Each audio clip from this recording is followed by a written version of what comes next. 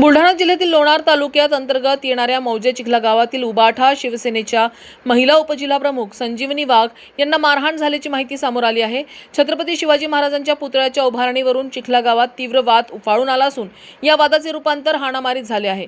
गावातील महिलांमध्ये प्रचंड हाणामारी झाली। या घटनेत उबाठा शिवसेनेच्या महिला उपजिल्हाप्रमुख संजीवनी वाघ यांना मारहाण झाल्याची माहिती समोर आल्यानं घटनेनंतर परिसरात तणावाचे वातावरण निर्माण झाले असून परिस्थिती नियंत्रणात आणण्यासाठी पोलीस घटनास्थळी दाखल झाले आहेत। छत्रपती शिवाजी महाराजांच्या जयंतीच्या एका दिवस अगोदर गावातील एका खुल्या जागेवर अज्ञात व्यक्तींनी छत्रपती शिवाजी महाराजांचा पुतळा उभारला होता।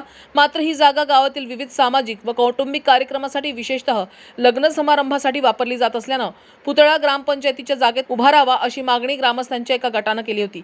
याबाबत ग्रामपंचायतीकडे निवेदन देण्यात आले होते, तरीही पुतळा हलविण्यात न आल्यानं वाद चिघळला। यामध्ये संजीवनी वाघ यांना मारहाण झाल्याचे व्हिडिओ व्हायरल झाले असून संघर्ष योद्धा मनोज जरांगे पाटील यांनी घटनास्थळी भेट देऊन दोषींवर कठोरात कठोर कार्यवाही करावी अशी मागणी करण्यात आली आहे। गावात मराठ्यांची संख्या कमी असली तरी आवाहन केले तर बुलढाणा जिल्ह्यात मराठ्यांना बसण्यास जागा राहणार नाही असे यावेळी त्यांनी सांगितले आहे।